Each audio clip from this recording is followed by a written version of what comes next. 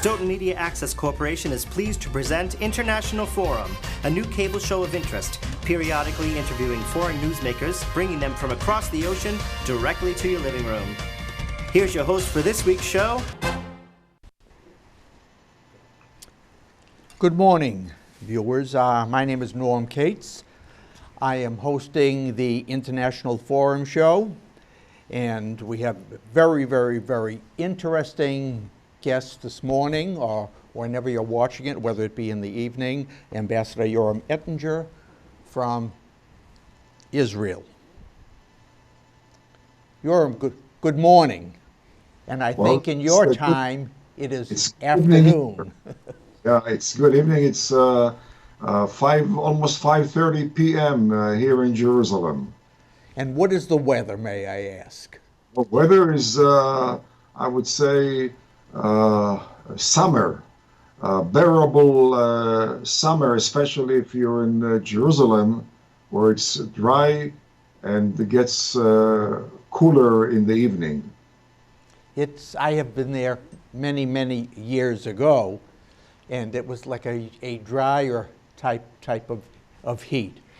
But we have many things that I would like to discuss with you today. Obviously, you have quite a background, an impressive background, well-educated, observant, still busy working, similar to me, and it is wonderful. The aging process appears to have treated you very well. Thank you. And today, it's a different world than I experienced when I was working for the government. And I'm sure you find it different also. What is your opinion on the relations today? What do you think about President Obama, Bibi Netanyahu, and the relationship with the United States? How do people focus on that? The unique aspect of the bilateral relations is that it's not a set of relations dictated from the top to the bottom. In fact, it's the other way around. It's from the bottom up. American people, and then U.S. House of Representatives and Senate, and then it comes up to the president. And as a result, we have had a number of presidents who had pretty tense and sometimes negative relations with Israeli prime ministers, but simultaneously the bilateral relations surged and improved dramatically, as we experience today.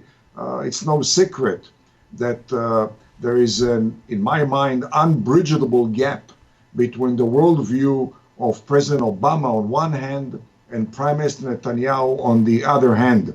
No meetings, no phone calls are going to do the trick and somehow transform the worldview of President Obama into realizing that the UN is not the key playmaker of international relations, and that sets him apart from Prime Minister Netanyahu.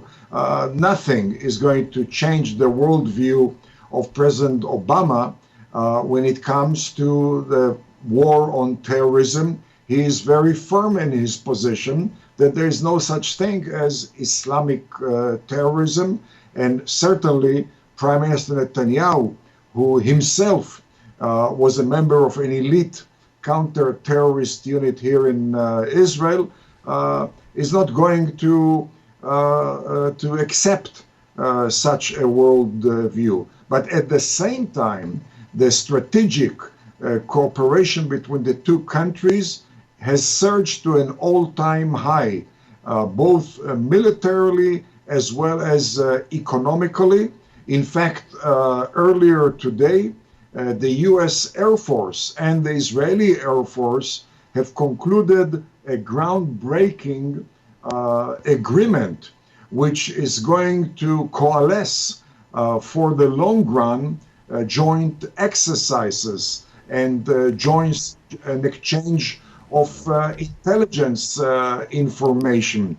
At the same time, we have had unprecedented collaboration between the intelligence communities of both countries, primarily in face of rising threats of Islamic terrorism.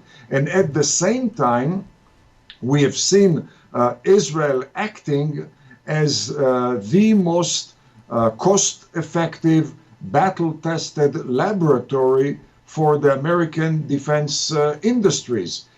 We employ here in Israel a few hundred, probably over 1,000 American military systems. Each one we employ on a daily basis under battle conditions. And every single day, we share with the manufacturer lessons drawn by Israel as far as maintenance and operation, repairs, and maintenance is very, very important for those systems. And as a result, thousands of modifications have been introduced into the American military systems, homeland security systems, which have improved dramatically the competitiveness of those systems in the global competition, has increased American exports, enhanced American research and development, and expanded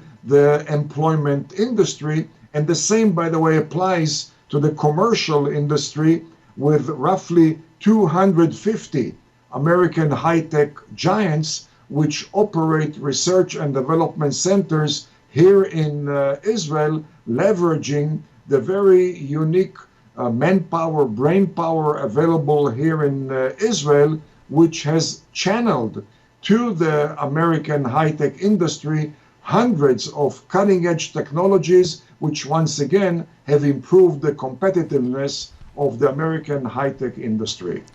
Well, there is no doubt in my mind, and from my experience, that Israel, no matter what the government is in either country, the people of Israel, I think, and the people of the United States certainly understand that Israel is one of our closest allies, if not the closest ally in the Middle East. And most here enjoy that relationship, and I'm sure the same thing is in Israel. Like you said, not necessarily looking ahead at the government and some of these political maneuverings, but what is the bottom line? How do people feel in their hearts? Do the people of Israel feel the same closeness to the United States, the people, as the people here feel towards Israel? I would say that no one is wasting money here on polling Israelis. How do they feel about the USA? Because it's taken for granted that as far as for all Israelis, the US has been the number one ally of Israel. I would add the only effective ally which we have had since independence, with all the tension and the disagreements and sometimes so-called bad blood between the leaders. But Israelis have no doubt that there's only one such ally, and that's the United States. And at the same time, we feel about ourselves that we are probably, unlike any other ally of America, we are unconditional ally of the US. It doesn't depend on a president, it doesn't depend on a policy, it doesn't depend on American public opinion. As far as Israel is concerned, we are an unconditional ally of the US, and I would add that we are, not only in the Middle East, but throughout the world, we are the only stable and predictable and capable militarily and economically, willing to flex our muscle, democratic and again unconditional ally of the US. And that has made us, as far as the US is concerned, a most effective outpost in a critical area for America's national security and commercial interests. You know, I can certainly understand that Israel, being the smallest country in that area, has to stand for itself and stand by itself and do what they have to do. But I'm sure that both you and I may know that what goes on behind the scenes is quite different than what is actually shown to the public. I think communication and cooperation between the two countries is foremost in this world of terrorism. We know that it exists. Israel obviously know that it exists. What will Israel do if it continues to be threatened? Well, threats, just like problems, are opportunities in disguise. It takes threats and challenges to develop, to grow, to excel. I always compare Israel to an olive. How does one get oil out of an olive but by pressuring the olive? An example is water or irrigation. Back in 1949-48, when we were established, we had more natural water annually than we have today. In 1948-49, we had 1/10 of the population that we have today. But today, we have dramatically more water reserves than we had 60, 50, or 40 years ago, because we learned how to make ends meet with very, very limited rainfall or natural water here in Israel. Not only have we developed the desalination technologies, utilizing the water of the Mediterranean for drinking purposes, but in fact, in recent years, we have become the world leader in recycling sewage, and not only for agriculture, but we have managed to recycle sewage and achieving a level of drinking water. That level, by the way, is certified on a daily basis by European inspectors who are stationed at those recycling stations in Israel, because Israel has become a source of much of the European produce, and they want to make sure that we water the vegetables and the fruits with appropriate quality of water. Today, we recycle 80% of our sewage, which means that 75% of our agricultural needs are met by recycled sewage. As far as I know, Spain is the number 2 country in the world where they recycle 20% of their sewage. US lags behind about 1% of sewage. And with recent water problems in California, in West Texas, in Arizona, etc., Israel has become a partner to those states trying to relieve themselves of irrigation problems. That's a well-known fact that Israel would be the leader, and the United States, I think, is lagging behind. We still realize now that, as you alluded to, the state of California, the state of Texas, with global warming, the whole water system has totally changed. And it is so important, through technology, through cooperation with countries such as Israel, who is the leader in water purification or various treatments of that type, is critical to the survival of the people in this country. Let me diverge for a second and talk about what happened recently in government here. How do the baseline people, how do the people in Israel feel about Prime Minister Netanyahu coming here to the United States to address the Senate? without the blessing of President Obama?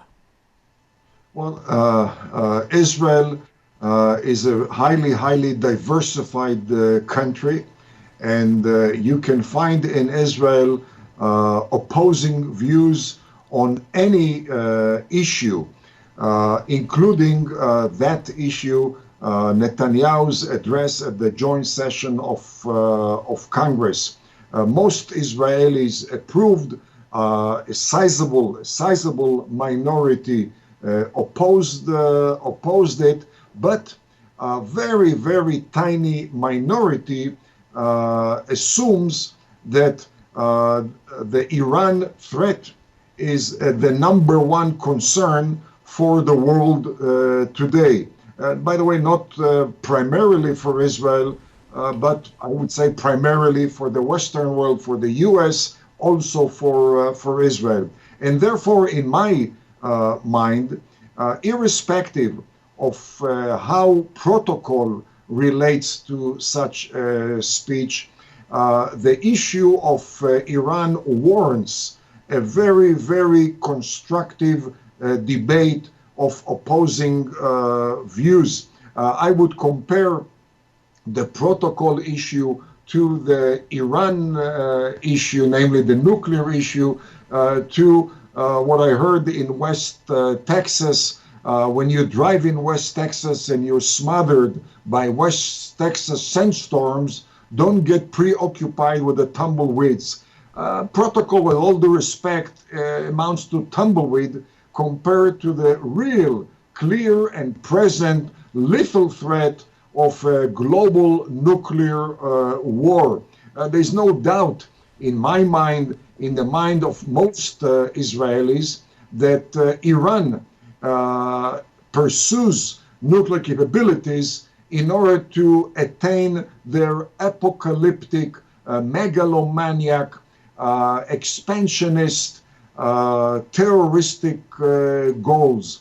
We don't delude ourselves that becoming nuclear somehow would moderate the Iranians. We believe that just like sharks, once they taste your flesh, they don't become vegetarians. They pursue you with much more adrenaline and energy, and therefore, even if it did not rub the administration in the right way, I have no doubt, knowing Congress and having visited Congress since that speech twice already, that Netanyahu's speech at the joint session added significant value to the debate in the House, in the Senate, and I would say in the American public. I have to base something on, it is my opinion, and I think the opinion of the world, that there's a clear and present danger of Iran having the nuclear capability. And many here in the United States felt that President Obama was snubbed. However, I may have a different opinion. I think it was important to deliver a message for those that live right there. Nuclear proliferation of any type is dangerous in the hands of any country that pushes and advocates terrorism and who has lied to the United States and Israel in the past and may continue in the future. But do the people of Israel support Netanyahu, Prime Minister Netanyahu, coming here to the United States to address the joint session of Congress?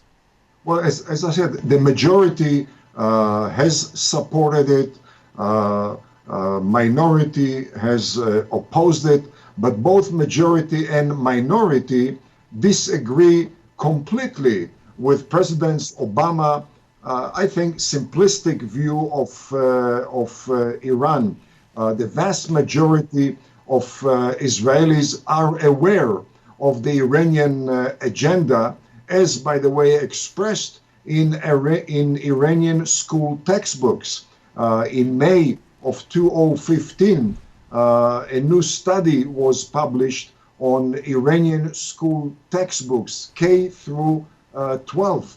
And when you read those books, you realize that the Ayatollahs of Iran have brainwashed the children of Iran since 1979. It's 2 generations already into martyrdom, into jihad, holy war, into violent intolerance of the Christian and Jewish and Buddhist infidel, into displaying the same intolerance towards the Muslim apostates, namely the Sunni Muslims, unlike the Shiite Muslims of Iran. But equally important, we are aware in Israel, left and right, that Iran has become the central banker of Islamic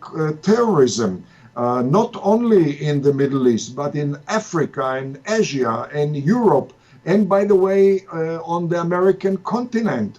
There are today few hundred Islamic terrorist sleeper cells in the US. Many of them are bankrolled, supported by Iran. How emboldened are they going to become once their patron becomes nuclear?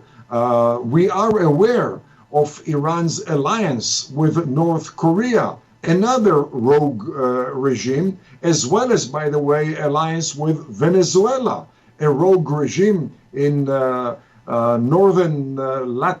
southern America, which is almost a homeland security issue for the USA. And what would stop the unpredictable, radical, anti-US regime in Caracas from asking the Iranians to send a nuclear suitcase to Venezuela? How difficult would it be to transfer that suitcase from Venezuela to one of the metropolitan areas in the USA? What troubles many Israelis is that we hear the voices coming from the White House that the White House does not expect any dramatic transformation of the Ayatollahs in return for an agreement. That resembles a police chief dealing with a criminal and accruing or providing the criminal with multitude of benefits, but does not demand, does not expect that criminal to first and foremost rehabilitate him or herself before they get any of those benefits. We are also very troubled by the fact that the president has made it very, very clear that he has removed the military stick or military threat from the table. When you deal with a rogue regime, there must be a military stick threat on the table. Otherwise, the only question is, how will the rogue regime win, and not whether the rogue regime will win, but maybe even more importantly, it is the military option of threat stick above the head of the rogue regime, which is the only effective means to prevent an all-out war. A military option is not necessarily war. A military option is, however, an effective means to stop war. Because when you exercise a military option by surgically or threatening to surgically bomb a few critical nuclear installations of Iran without boots on the ground,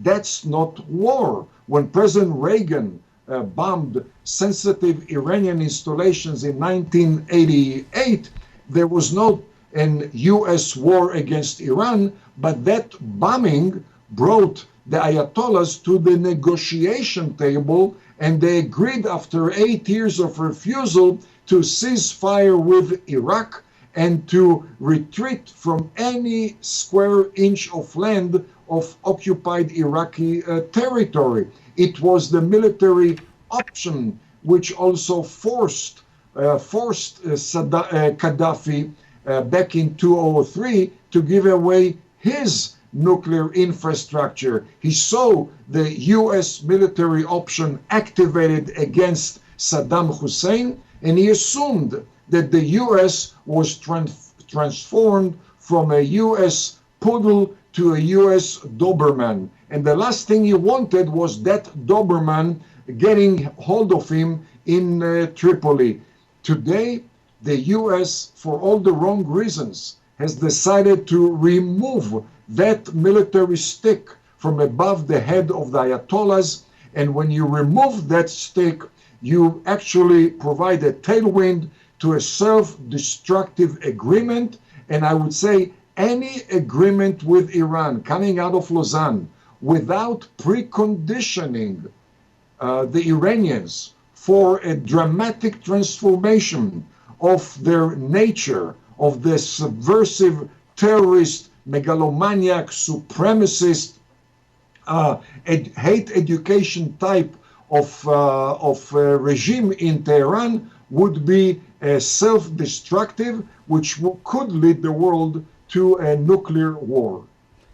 Well, there is no doubt in my mind, Mr. Ambassador, based on your experience, long-time experience here in this country, that you are well aware that we here in the Boston area and the whole United States live differently since the time of 9/11, when the terrorists took down the World Trade Center buildings. Everything has changed here. Excuse me for a second. Can we take a break for a minute? Of course. Because I have a very important phone just came in. Just a minute, okay? Absolutely, absolutely. We have been talking with the former ambassador to the United States from Israel, Yoram Ettinger, a very knowledgeable individual who still continues to serve his country, writing both in Israel and the United States. And it appears from our basic discussion during the past half hour or so that the United States and Israel still maintain a very strong and stalwart relationship. We can count on them and they can count on us. Other than political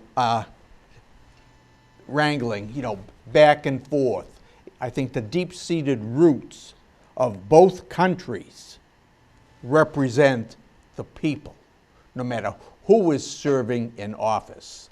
And when the ambassador comes back online with me, I want to discuss something further that was written today. I saw on News 360 as I perused the world news this morning.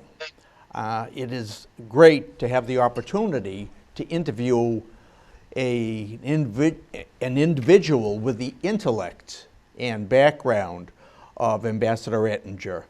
And he speaks obviously from knowledge, and he speaks firmly. This world does not want, nor can it ever entertain a nuclear holocaust coming from any country. We all may have an opinion, whether we be Republican, whether we be Democrat, hawks or doves, that a nuclear holocaust would not solve anything. It would be the end of the world. You become concerned as a human being.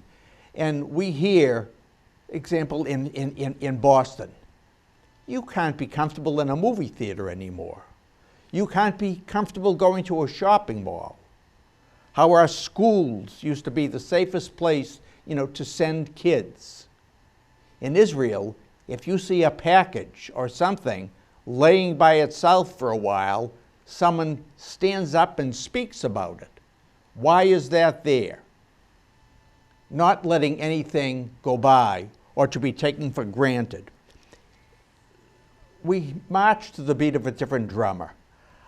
The world, this country, is not like it used to be. And we have to look forward to better relationships within the world.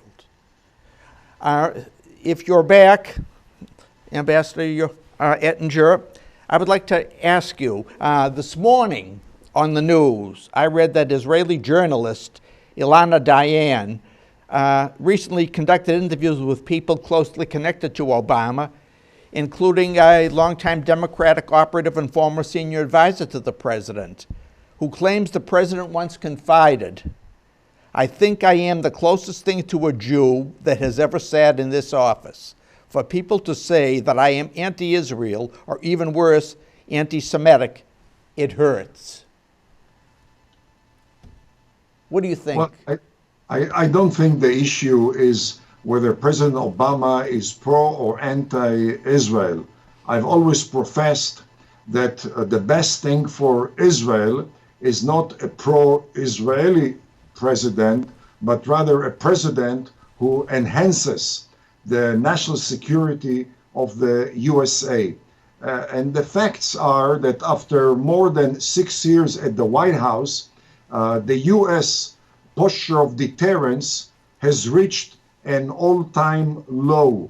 The fact is that the US power projection in the Middle East in particular, but throughout the globe, has been eroded severely.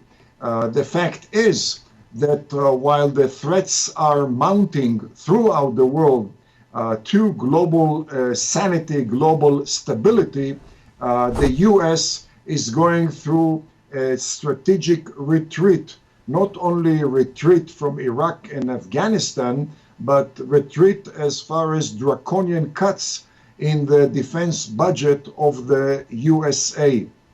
The fact is that rogue regimes in the world have never been as audacious as they are today.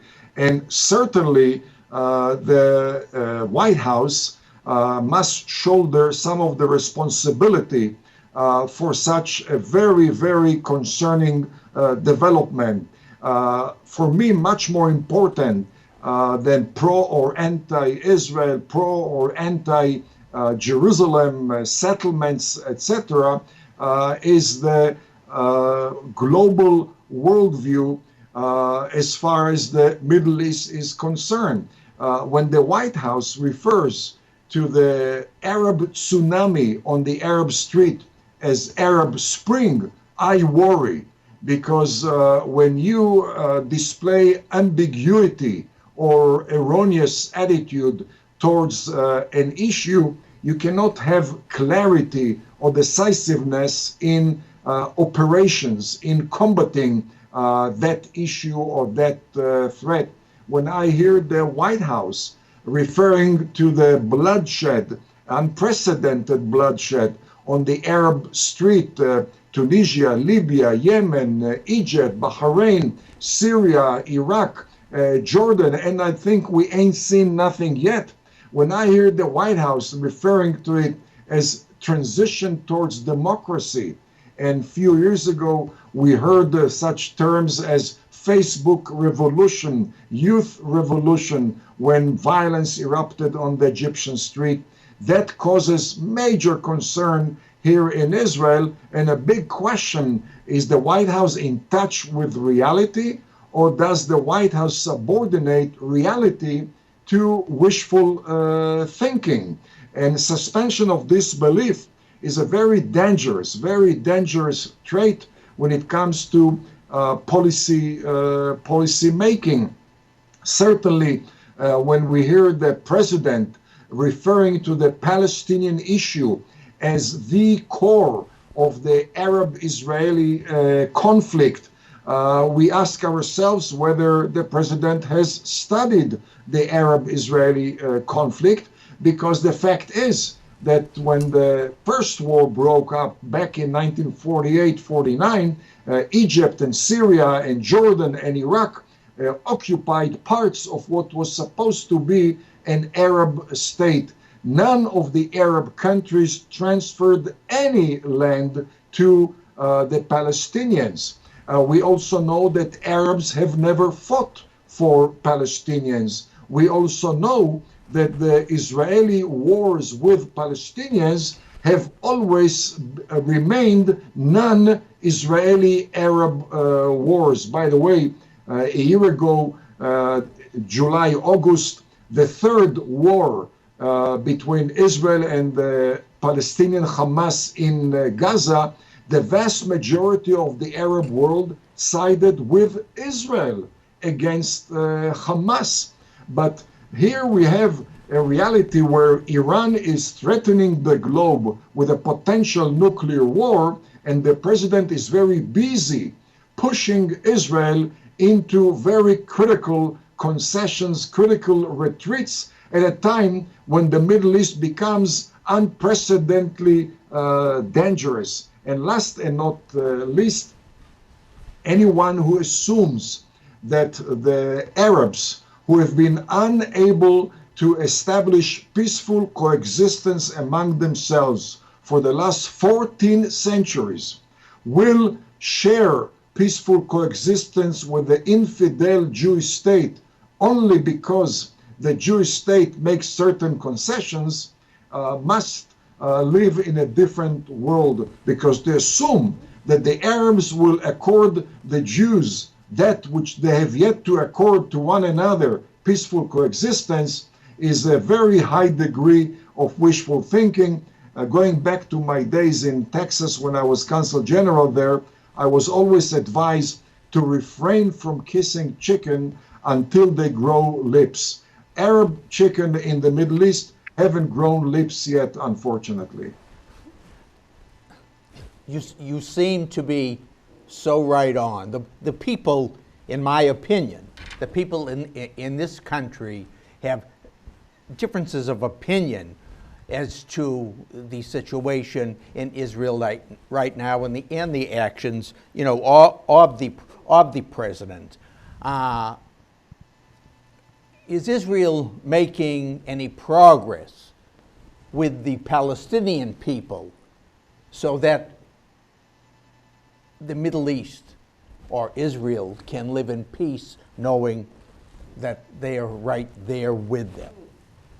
Well, first of all, I would like maybe to disappoint the viewers, but it seems to me that anybody who talks about peace in the Middle East in the foreseeable human future is engaged in delusions, unfortunately. As I mentioned before, we're talking about a region of the world which hasn't experienced intra-Muslim or intra-Arab peaceful coexistence yet.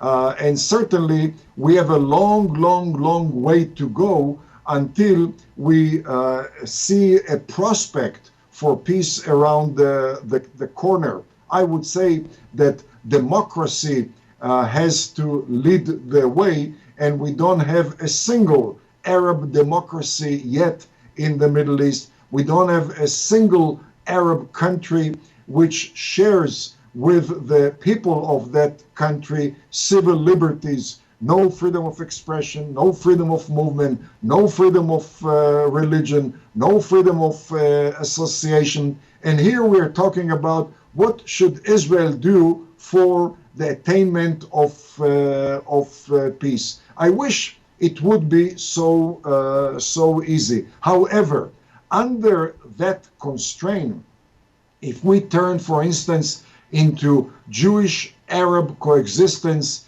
within Israel itself, within what I would call pre-1967 Israel, there is a very substantial process of Israelization among Arabs in the country.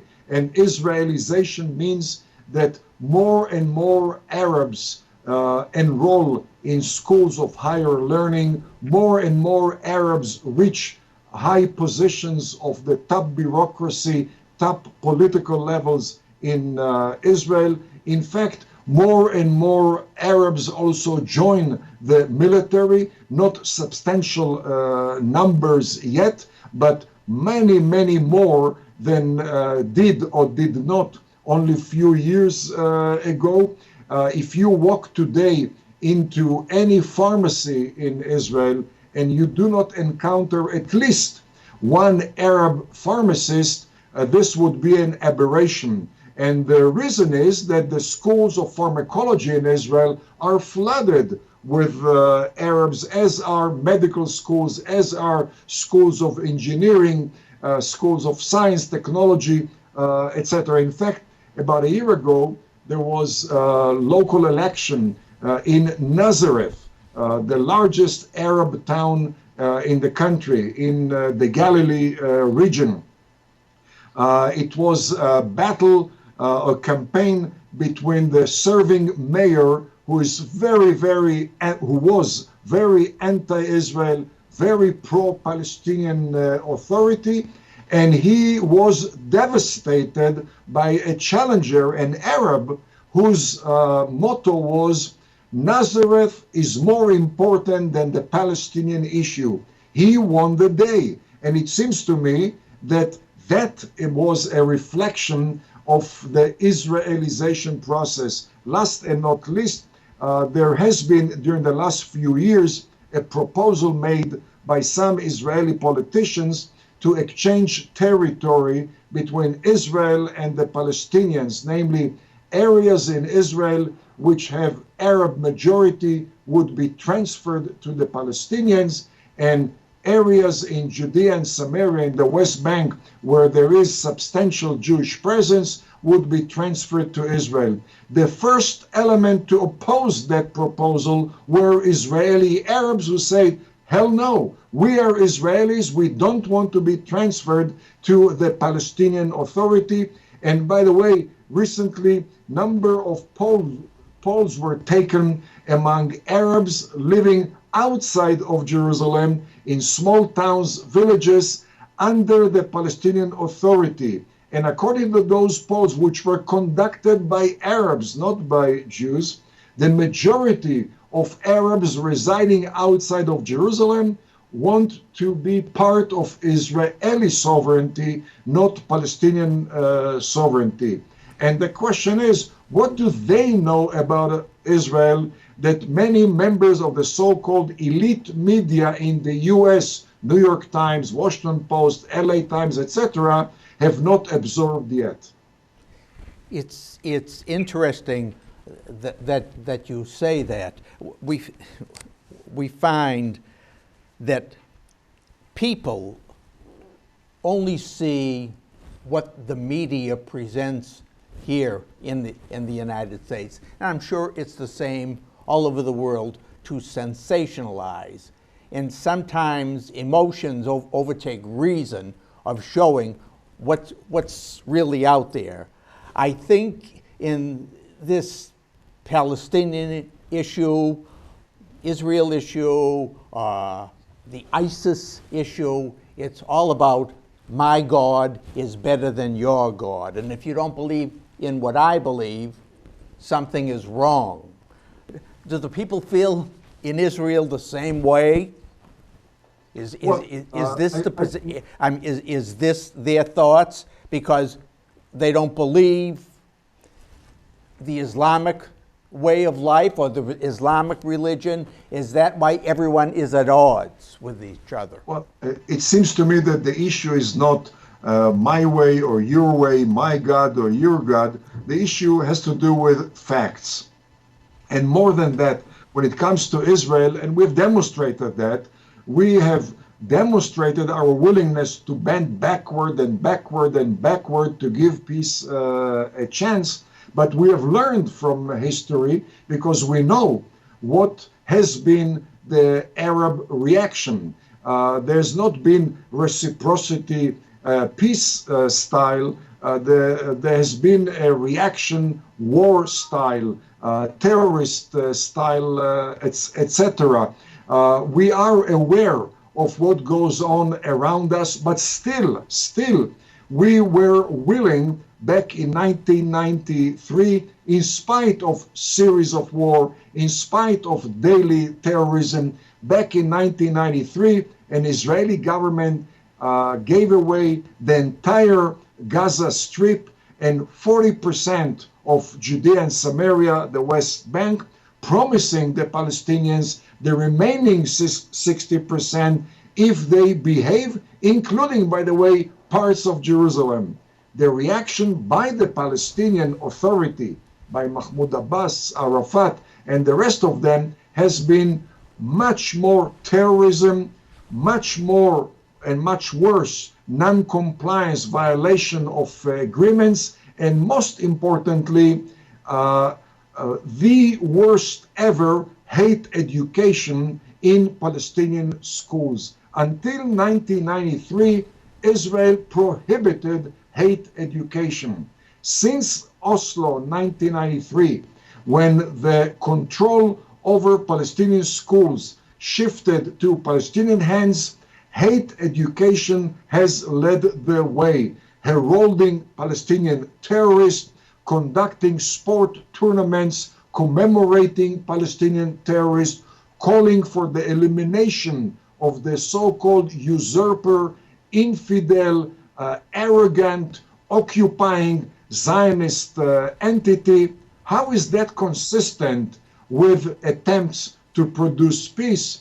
And what does that reflect on the Palestinians' willingness to reciprocate to Israeli unprecedented gestures? Because when we gave the Palestinians self-control over 40% of the West Bank, over the whole of Gaza Strip, we did something which Egypt never did when they controlled Gaza, Jordan never did when they controlled the West Bank, the Arab League never did, the British Mandate never did, the Ottoman Empire never did. The Jewish state did just that in 1993. What did we get in return? More terrorism, more hate education, and more violation of agreements.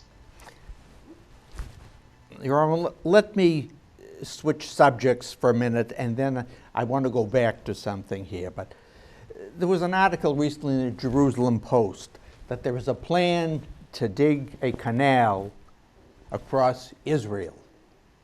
Is that true, or is that in discussion, or can you comment on it? Well, there is a major water carrier from the north to parts of the center, or the whole center and parts of the south. There are talks about another canal from the Dead Sea to the Red Sea. Some people talk, but this is not right now on the table, to have what they call Med-Dead, from the Mediterranean to the Dead Sea.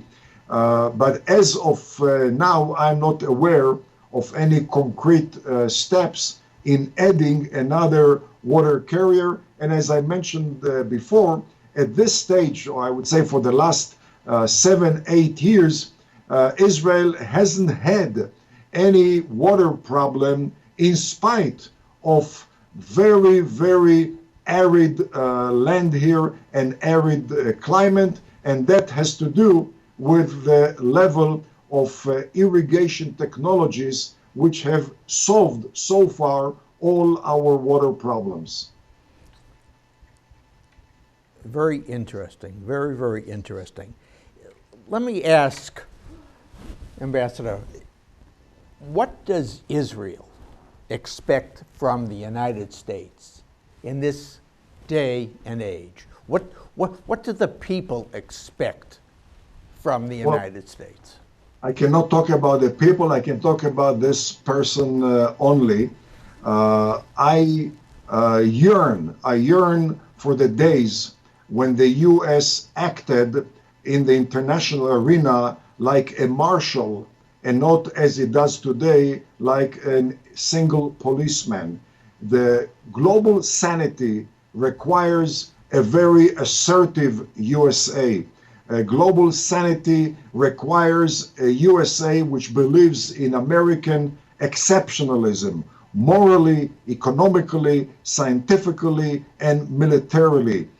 Global sanity requires a U.S. which understands how fundamentals of football applies to U.S. national security, namely, the farther the U.S. gets from the end zone of the other team, the rogue team, the less is the chance for the U.S. to score a touchdown. The closer the other team, the rogue teams, get to the American end zone, the closer they are to score another 9-11. The conduct of the last 6-7 years, unfortunately, has ignored that fundamental rule of football, which is common sense. What I would expect the U.S. is to believe in its capabilities and to subordinate multilateralism to an independent, unilateral U.S. action. The last thing that global sanity needs is for the U.S.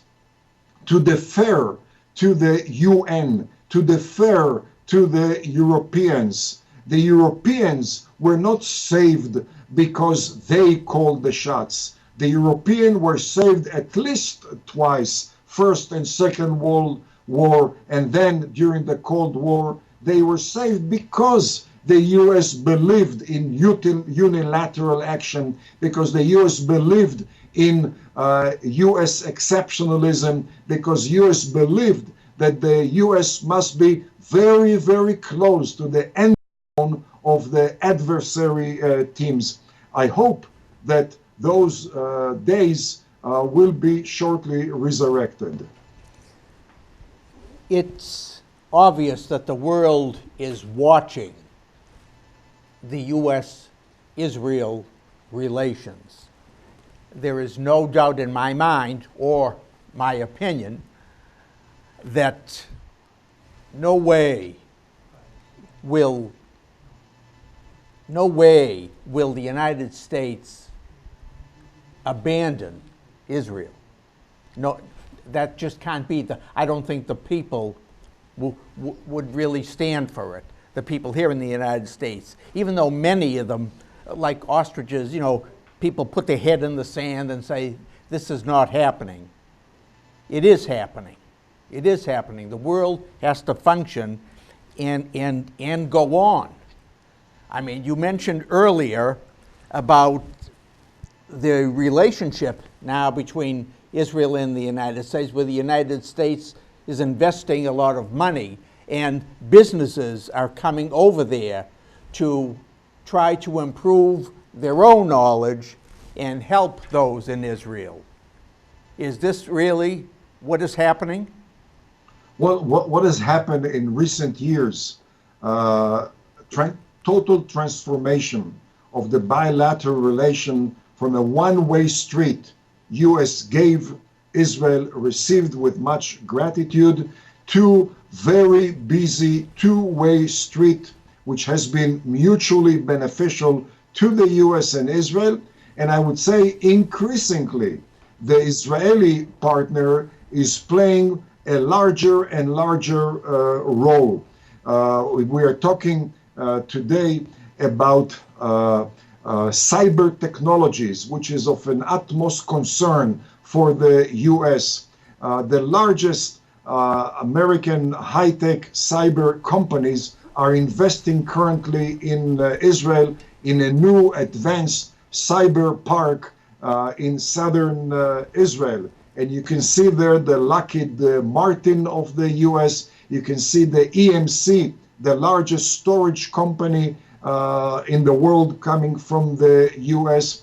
And the same thing applies to energy alternatives. The same thing applies to the Microsoft and the Intels and the Googles and the Apples of the U.S. There is hardly a week without an American company investing handsomely in Israel. And they don't do it because of cheap labor. The high-tech advanced research cost of labor here in Israel is very similar to the cost in the U.S. They do it because of the brain power in Israel. And again, the same thing applies also to defense high tech. I met the other day the congressman from Tennessee, from the Chattanooga area, who told me that the plant manager of a Northrop Grumman plant in his district told him that Israel is buying robots which neutralize explosives. Once the world heard that Israel was buying that, they are now flooding that manufacturer, Northrop Grumman, because they figured if Israel buys it, it must be the top of the stock. Now, we don't get any commission on that, but more importantly, as the congressman said, every week Northrop Grumman is holding conference calls with the Israeli Homeland Security authorities using the robots, and they get the lessons and they integrate the lesson into the next generation, which has improved dramatically the quality of the product. You multiply that by the hundreds of systems, American systems, which we use, and you get the notion of what type of a two-way street we are talking about now, of both US and Israel benefiting from the bilateral relations. Well, Mr. Ambassador, this has been an outstanding interview as far as your experience and your knowledge, and I am pleased, to be able to speak with you, and hope that it will happen again, that we can talk together. I think you have a wealth of knowledge on the world, obviously on Israel, and I look forward to discussing it with you again. I think it's very informative for the people here in this country, especially in the greater Boston program area, and I'm glad that we had this opportunity to chat a little bit, and I tried to open up several different avenues of discussion so that people would hear and try to express the opinion of many in the Boston community. And thank you for taking part.